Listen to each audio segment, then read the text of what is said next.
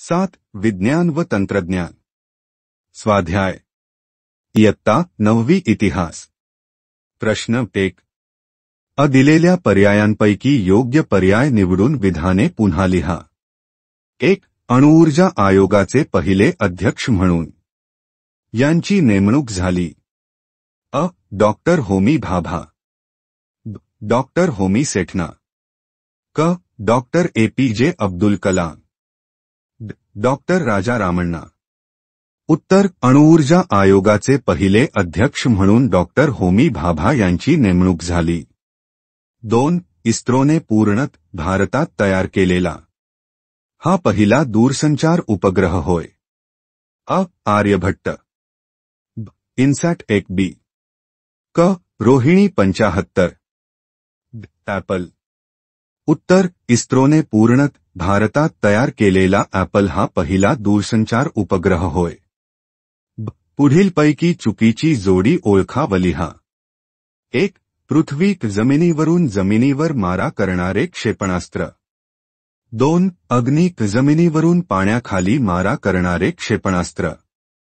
3. आकाश जमिनीवरून आकाशात मारा करणारे क्षेपणास्त्र. 4. नाग शत्रूचे रणगाडे नष्ट करणारे क्षेपणास्त्र. उत्तर. चुकीची जोडी अग्नी जमिनीवरून पाण्याखाली मारा करणारे क्षेपणास्त्र. प्रश्न 2. पुढील संकल्पना स्पष्ट करा. 1. अवकाश संशोधन.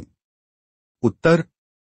1. केरळ राज्यातील थंबा येथील थुबा इक्विटोरियल लॉन्च सेंटरवरून Indian National Committee for Space Research या संस्थेने भारताच्या पहिल्या संशोधक अग्निबाणाचे 1961 मध्ये यशस्वी प्रक्षेपण केले. 2. 1969 मध्ये थुंबा येथे स्वदेशी बनावटीच्या रोहिणी 75 अग्निबाणाचे यशस्वी प्रक्षेपण केले गेले. 3. या यशामुळे अंतरिक्षात सोडण्याजोग्या उपग्रहाची संरचना व निर्मिती देशात होऊ शकते हे सिद्ध झाले. 4. भूकेंद्राकडून उपग्रहाकडे संदेश पाठवणे, उपग्रहाकडून आलेल्या संदेशाचे भूकेंद्रावर ग्रहण करणे हे तंत्रज्ञान विकसित करण्यासाठी व उपग्रहाच्या कार्यशैलीचे मूल्यमापन करण्यासाठी उच्च तंत्रज्ञान अवगत होऊ शकते असा आत्मविश्वास भारतीय शास्त्रज्ञांना आला. 2. टेलेक्स सेवा. उत्तर.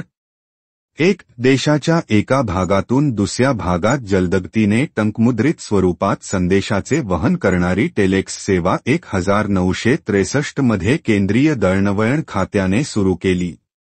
2. 1969 मध्ये देवनागरी लिपीतून टेलेक्स सेवा प्रथम दिल्लीत सुरू झाली. पुढे तिचा विस्तार भारतभर झाला. 3. त्या सेवेचा उपयोग सर्वच क्षेत्रात सुरू झाला. 1990 नंतर इंटरनेटच्या उदयानंतर या सेवेचे महत्त्व संपुष्टात आले. प्रश्न 3. पुढील विधाने सकारण स्पष्ट करा. 1. नेहरूंनी अणुऊर्जा आयोगाची स्थापना केली. सकारण. 1. अणुऊर्जेपासून वीजनिर्मिती, अन्नधान्य उत्पादन वाढवणे व ते टिकवणे यासाठीचे प्रगत तंत्रज्ञान उभारणे, नॅनो टेक्नॉलॉजी विकसित करणे अशी अणुऊर्जा आयोगाची उद्दिष्टे होती.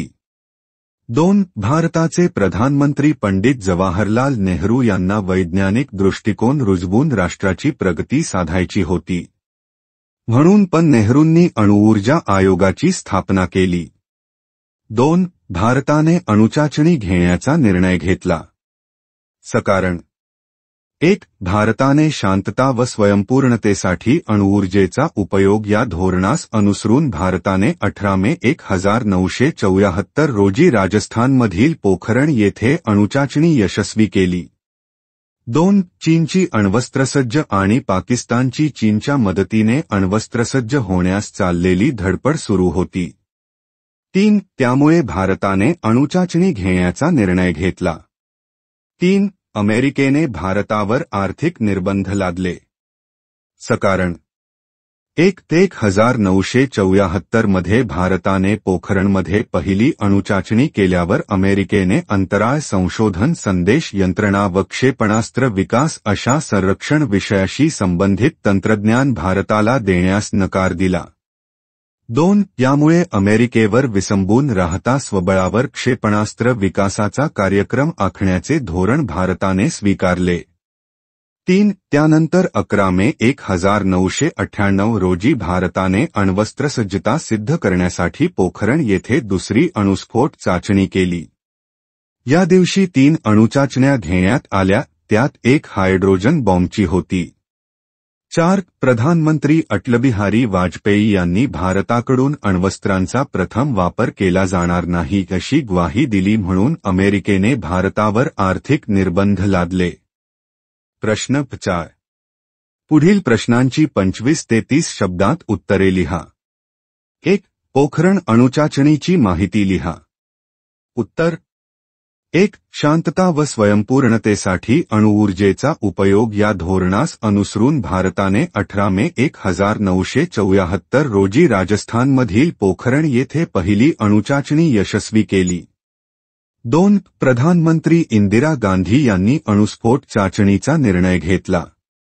त्यासाठी मानवी वस्तीपासून दूर व भूगर्भात पाण्याचा साठा जवळपास नाही अशा निकषांवर राजस्थानमधील पोखरण भागाची निवड करण्यात आली. 3. अणुऊर्जा आयोगाचे अध्यक्ष डॉक्टर होमी सेठना व भाभा आश्विक संशोधन केंद्राचे संचालक डॉक्टर राजा रामण्णा यांचा या चाचणीत महत्त्वाचा वाटा होता.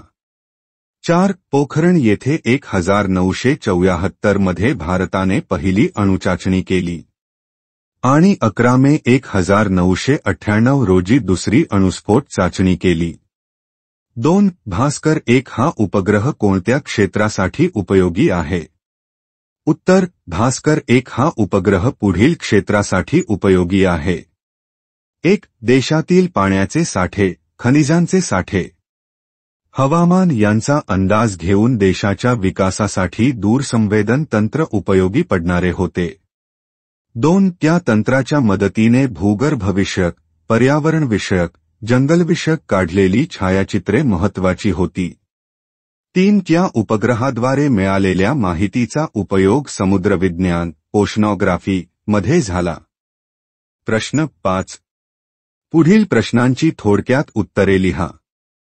1. तुमच्या वापरात असणाऱ्या कोणकोणत्या सुविधांमध्ये उपग्रह तंत्रज्ञानाचा प्रभाव पडलेला आढळतो? उत्तर.